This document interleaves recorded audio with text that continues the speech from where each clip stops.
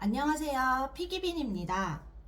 주식을 하기에는 막연히 두렵고 예금 적금만으로는 이율이 너무 낮아서 만족스럽지 않으신 분들, 저도 그런 대표적인 새가슴인데요. 주식보다는 좀 더 분산 투자가 돼서 안정적이고, 그렇지만 예금 적금보다는 높은 이득을 얻을 수 있을 방법이 있어서 소개를 드려보려고 합니다. 바로 ETF인데요. 오늘은 이 ETF에 대해서 설명을 드려보려고 합니다.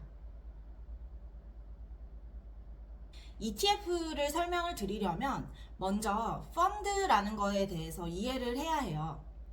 펀드는 투자 전문기관이 일반인들로부터 돈을 모아서 증권 투자를 하고 여기에 올린 수익을 다시 투자자들에게 나눠주는 거를 펀드라고 하는데요.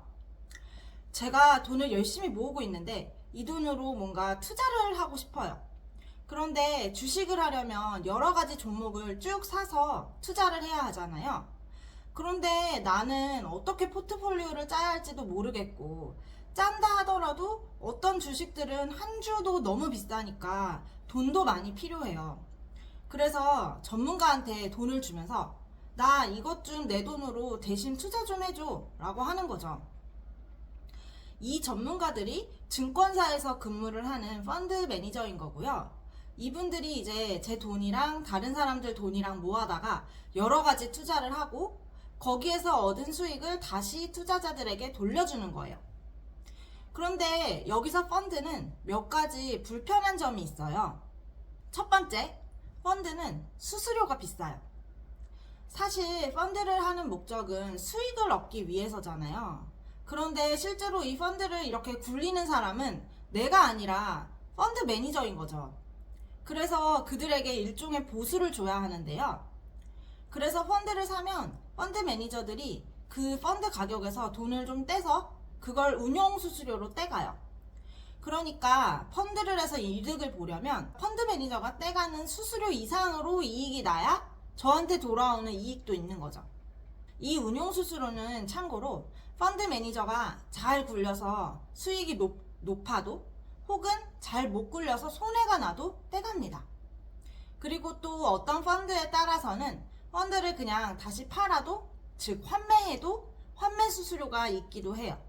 두 번째, 펀드는 매수 매도하는데 시간이 걸려요. 펀드를 사고 팔 때는 이 펀드의 가격이 있을 거잖아요. 이 가격을 정하는 기준이 순자산 가치로 결정을 해요. 그런데 이 NAV 값을 하루에 딱 한 번만 정하거든요. 그래서 우리가 일반 펀드를 매수하고 매도할 때에는 하루에 한 번 계산되어지는 NAV 값을 기준으로 하게 돼요. 그래서 이 일정에 맞추다 보면은 펀드를 가입하고 환매하는데 하루에서 이틀 정도가 걸리게 되는 거죠.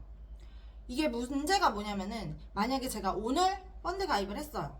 그런데 내일 아침에 갑자기 이 펀드 가격이 급등해요. 그러면은 저는 오늘 가입을 했지만 실제로는 이 급등한 가격 기준으로 펀드에 가입을 하게 되는 거예요. 기존의 펀드는 이런 불편함들이 존재했어요. 그래서 ETF는 이렇게 투자자들이 각각의 주식 종목을 골라서 투자를 해야 하는 수고를 하지 않아도 된다는 이런 펀드의 장점과 또 수시로 원하는 가격에 매수 매도를 할 수 있는 주식 투자의 장점을 모아서 개발한 상품이에요. 즉, 은행이나 증권사에서 가입하는 펀드를 잘게 쪼개서 주식시장에서 뭐 이를테면은 애플 주식 거래하듯이 이 펀드를 거래할 수 있게 한 거예요. 펀드 자체가 여러 가지 투자 상품이 합해진 상품인 만큼 ETF 역시 주식을 잘게 분산 투자하는 효과를 기대할 수 있는 거죠. 정리를 해보면 펀드와 ETF의 차이는 이렇게 됩니다. 자, 그럼 ETF 투자는 어떻게 하면 될까요? 세 단계로 나눠서 설명을 드릴게요. 이번에 저도 ETF 투자를 시작을 하면서 공부하고 고민해서 실행을 한 방식이에요. 여러 가지 책들을 참고를 했고 우선은 이렇게 시작을 해보려고 합니다. 자, 먼저 어떤 종목에 투자할지 결정을 해야겠죠? 즉, 대략적인 포트폴리오를 짜는 거예요. 저 같은 경우는 아직 초보니까 철저히 인덱스 위주로 포트폴리오를 짰어요.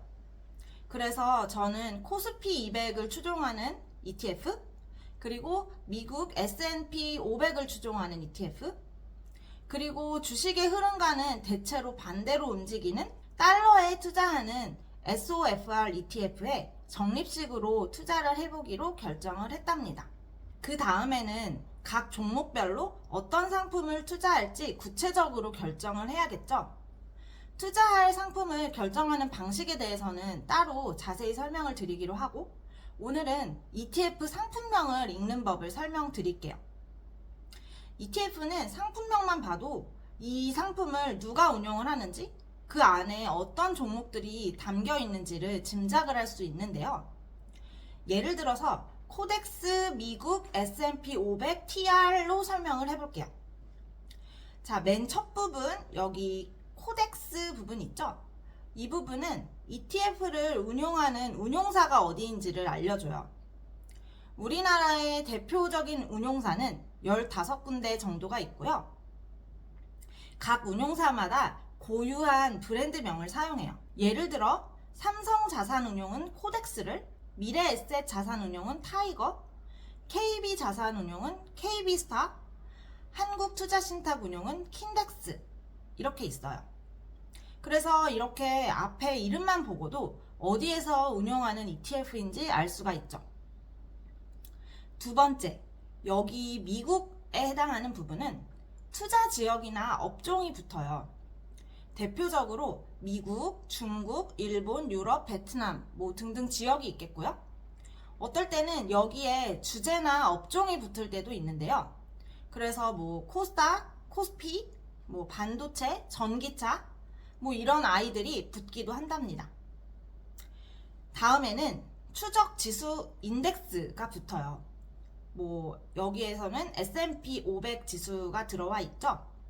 그래서 미국의 대표적인 3대 주가 지수는 다우 지수, 나스닥 지수, S&P 500 이런 것들이 있고, 그 외에도 MSCI나 러셀 2000 이런 것도 중요한 지수 중 하나예요.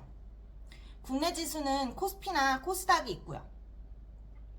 맨 마지막은 운용 방식에 대한 정보가 들어가는데요.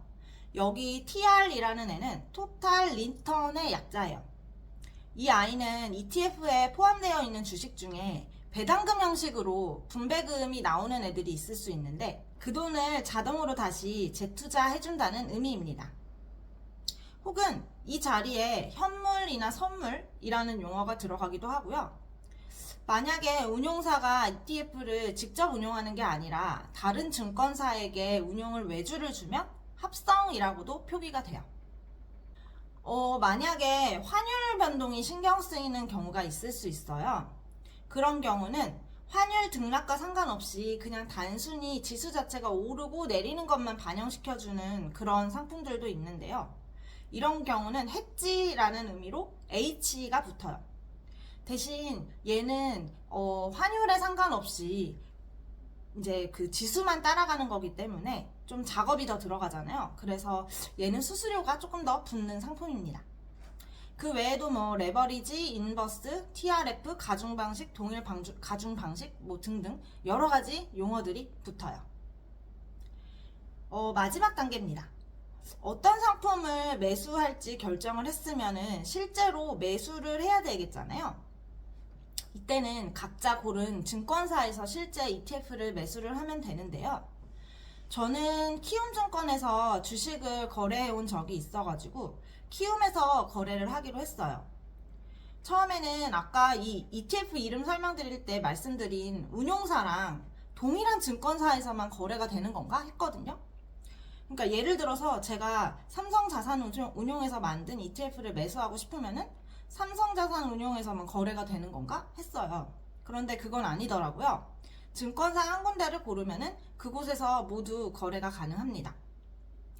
요즘에는 증권사에 직접 방문하지 않아도 비대면으로 충분히 가입이 가능하더라고요.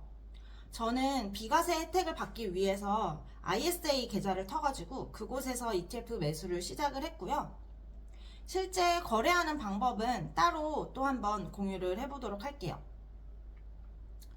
오늘은 ETF에 대해서 알아봤습니다. 도움이 되셨다면 구독과 좋아요도 부탁드릴게요. 오늘도 좋은 하루 보내세요. 감사합니다.